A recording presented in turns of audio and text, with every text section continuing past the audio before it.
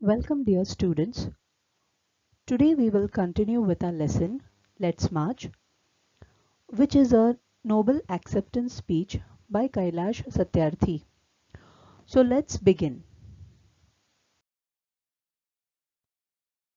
We can do it. You may ask that, what can one person do? I would recall a story from my childhood.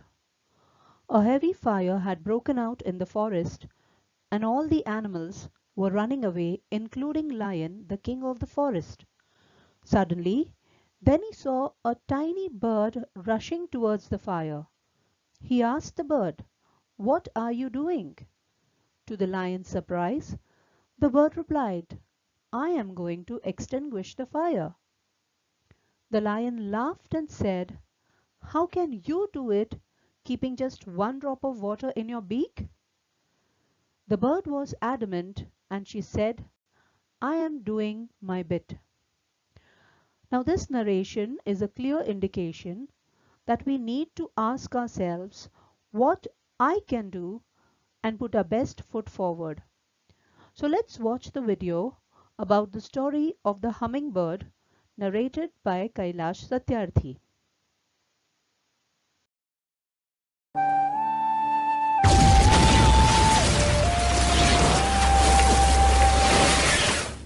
One day, a terrible fire broke into a forest.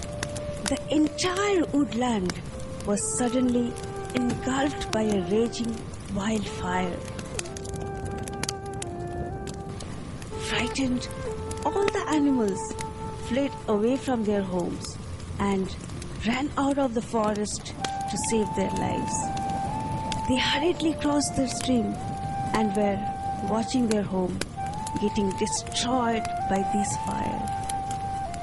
All were bemoaning the destruction of their beautiful forest and thought they could do nothing about the fire and felt disheartened, discouraged, and powerless by seeing their houses burning down. In the midst of all this chaos, some of the animals realized that the hummingbird was missing. Oh no!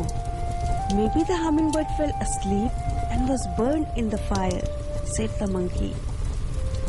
Then suddenly they saw the hummingbird shoot out of the water into the fire, and again saw her shoot out of the fire into the stream. The hummingbird continued doing this, leaving the other animals confused and puzzled at this sight. "What is she doing?" asked one. All the other animals watched in disbelief. Some tried to discourage with comments like, "Don't bother, this is too much for you. You are too tiny. Your wings will burn. Your beak is too small. The fire will engulf you." Finally, she is all tired, collapses on the ground, hardly breathing. "Hummingbird, you must be crazy. How in the world do you think you could put out the fire?" echoed all the animals, and the hummingbird smilingly replied, "I was doing the best I can to save our home." Hearing this, the animal felt ashamed of themselves. Then they all said, "There is so much we all can do to save our home. Let's all together get water and try to put out that fire." Just as they were halfway across the stream, a big stormy rain started and put the fire out. We cannot be mere spectators when our world is getting destroyed. Let each one of us be like this hummingbird and do our best to save the world.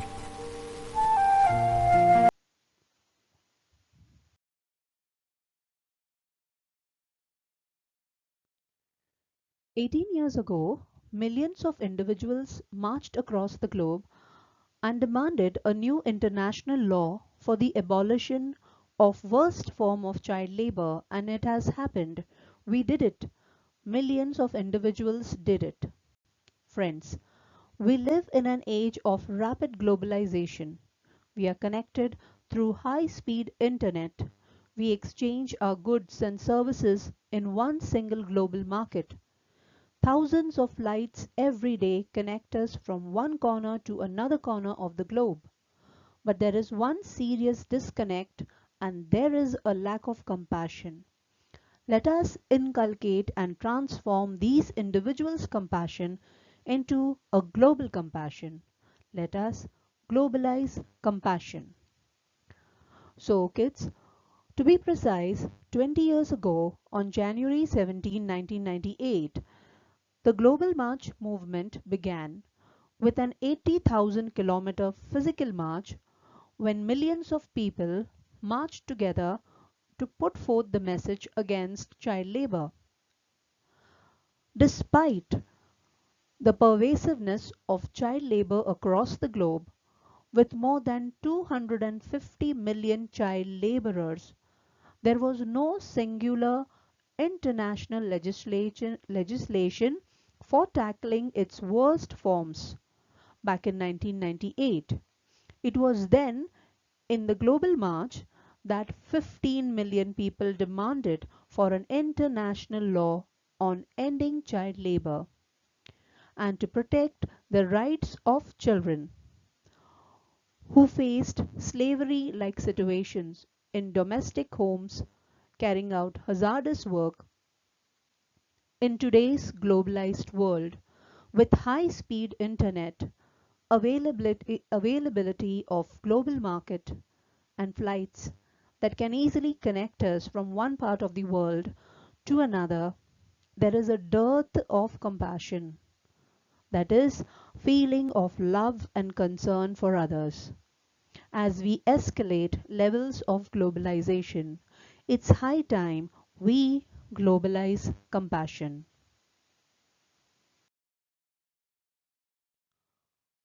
Mahatma Gandhi said, if we are to teach real peace in the world, we shall have to begin with the children.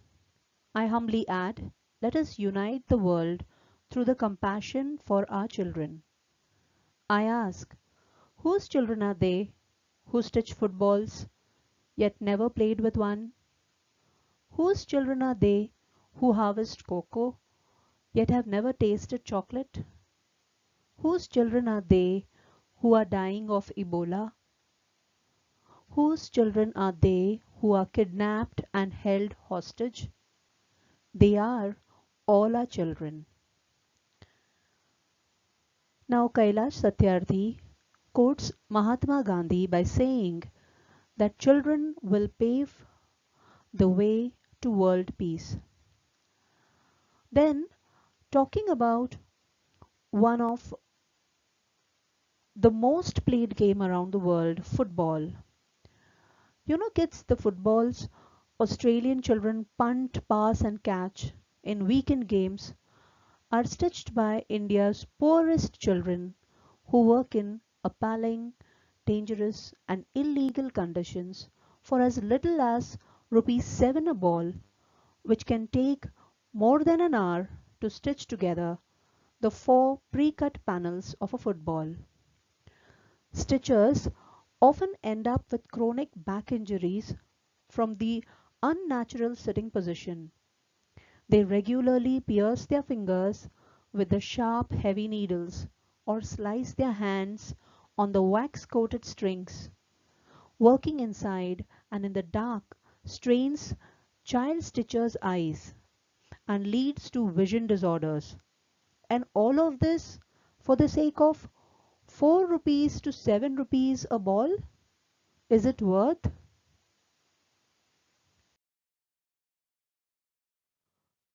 Now in Western Africa, cocoa is a commodity crop grown for export. The chocolate industry has grown over the years. Now they often use child labor to keep their prices competitive. Often, traffickers abduct young children from small villages in Africa, whereas the other children are sold to traffickers by their own relatives. A child's work day begins at 6 in the morning. Some of the children use chainsaws to clear the forest. Other children climb the cocoa trees to cut bean pods using a machete. These large, heavy, dangerous knives are standard tools for children. They are also exposed to agricultural chemical on cocoa farms where a child as young as 10 sprays the pods with these toxins without wearing protective clothing.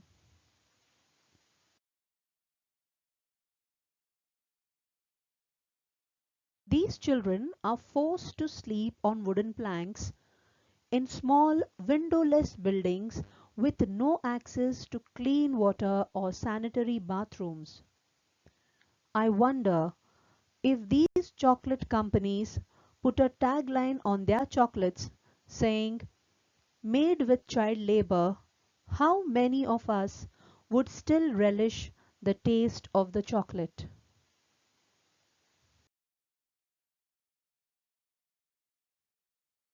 Also, Ebola is terrifying for adults, but even more so for children. Children exposed to Ebola witness death and suffering, lose loved ones, are infected themselves, or have to spend weeks in isolation. A huge number of children were infected with Ebola in the Democratic Republic of Congo, which was marked as the world's second deadliest. And how can we overlook the plight of the children kidnapped or held hostage? Kailash Satyarthi gives a gentle reminder to all of us that these above mentioned kids and many more belong to us and need our attention.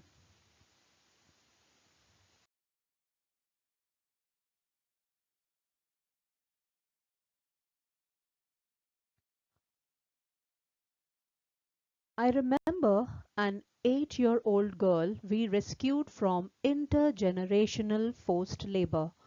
Now, intergenerational means involving several generations.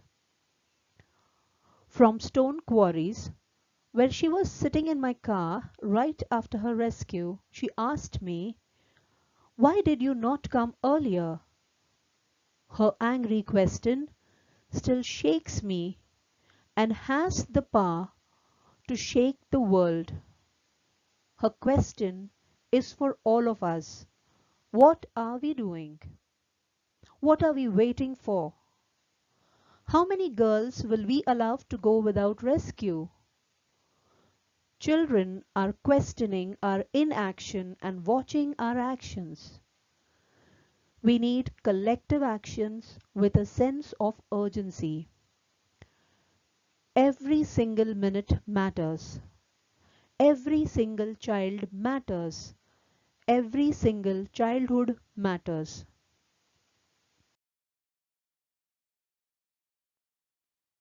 Therefore, I challenge the passivity. Passivity means acceptance of what happens without any active response, and pessimism surrounding our children. I challenge this culture of silence and this culture of passivity, this culture of neutrality. Neutrality means being in a state of not supporting either sides in an argument, a war, etc.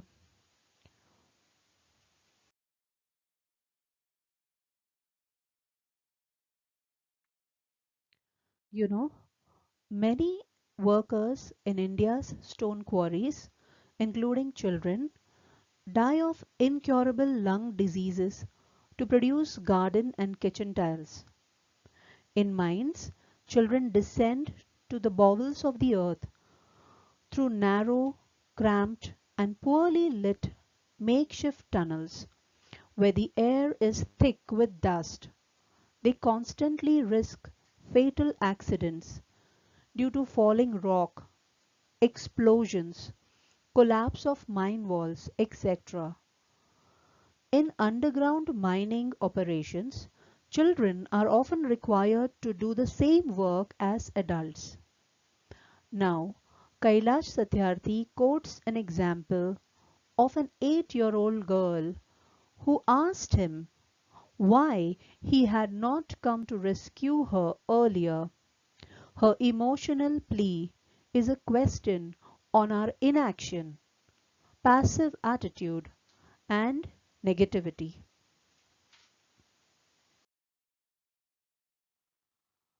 I call upon all the governments, intergovernmental agencies, businesses, faith leaders, workers, teachers, and NGOs, and each one of us to put an end to all forms of violence against children. Slavery, trafficking, child marriages, child labor, sexual abuse, and illiteracy, these things have no place in any civilized society. Friends, we can do this. Governments must make child friendly policies and invest in education and young people. Businesses must be more responsible, accountable, and open to innovative partnerships. Intergovernmental agencies must work together to accelerate action. Global civil society must rise above the business as usual and fragmented agendas. Faith leaders and institutions and all of us must stand with our children. We must be bold, we must be ambitious, and we must have the will. We must keep our promises.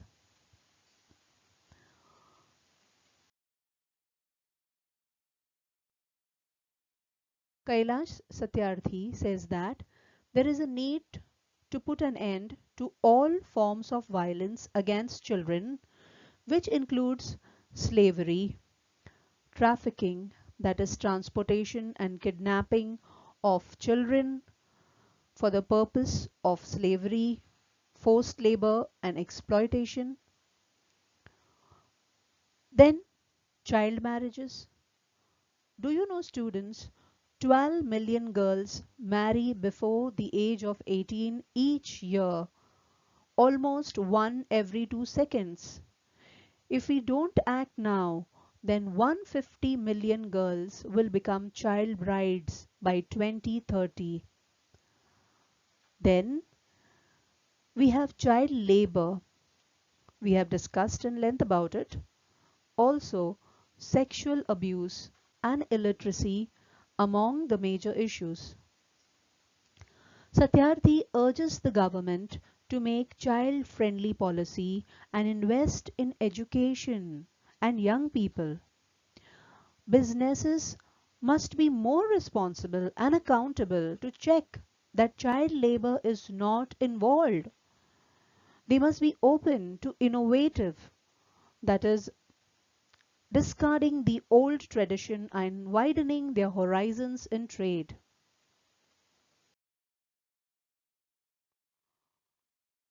This reminds me that multinational companies like Mars, Nestle, and Hershey, world's leading manufacturers of chocolates, have pledged nearly 2 decades ago to stop using cocoa harvested by children.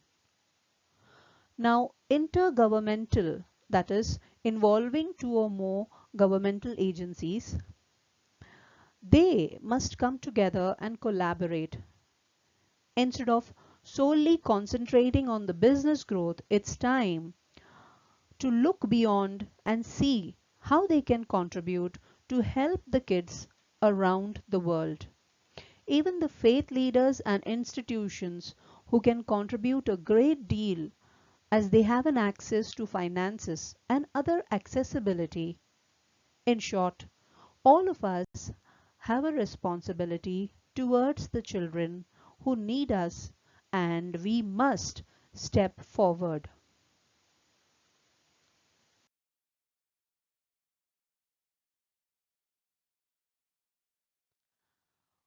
Over 50 years ago, on the first day of my school, I met a cobbler boy my age sitting outside the gate of my school.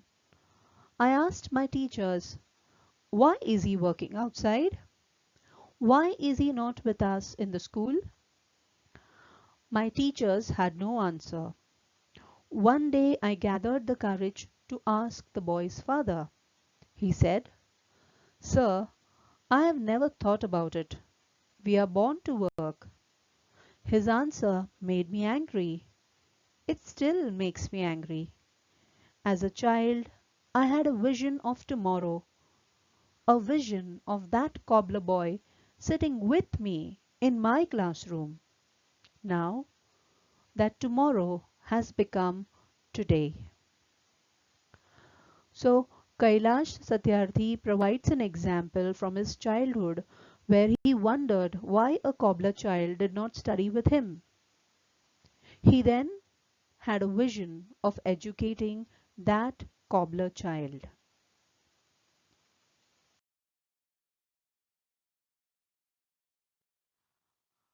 I am today and you are today. Today is the time for every child to have a right to life, right to freedom, right to health, right to education, right to safety, right to dignity, right to equality, and right to peace. Today, beyond the darkness, I see the smiling faces of our children in the blinking stars. Today, in every wave of every ocean, I see my children are playing and dancing. Today, in every plant, in every tree and mountain, I see our children growing freely with dignity. Friends, I want you to see and feel this today inside you. My dear sisters and brothers, as I said, many interesting things are happening today. May I please request you to put your hand close to your heart, close your eyes, and feel the child inside you. I'm sure you can. Now, listen to that child. Listen, please. Today, I see thousands of Mahatma Gandhis, Nelson Mandelas, and Martin Luther Kings calling on us. Let us democratize knowledge. Let us universalize justice. Together, let us globalize compassion. I call upon you in this room and all across the world. I call for a march from exploitation to education.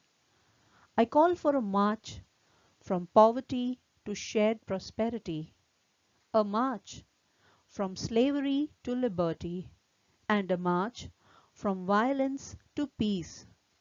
Let us march from ignorance to awakening. Let us march from darkness to light. Let us march from mortality to divinity. Let us march. So, Kailash Satyarthi ends his speech by saying that the time has come today to ensure equality and fundamental rights to every child in the world. He wants every child to have a happy childhood. He urges everyone to listen to the child inside each one of us and to fill the world with compassion. He calls upon everyone to march towards a better world that is free from exploitation, poverty, slavery, and violence. He asks us to march away from ignorance, darkness, and mortality and walk towards awakening, light, and divinity. So, here we come to the end of the lesson and to the beginning of a way of thinking wherein we pledge to empathize and to reach out to everyone we can. That's all for today's class. Thank you.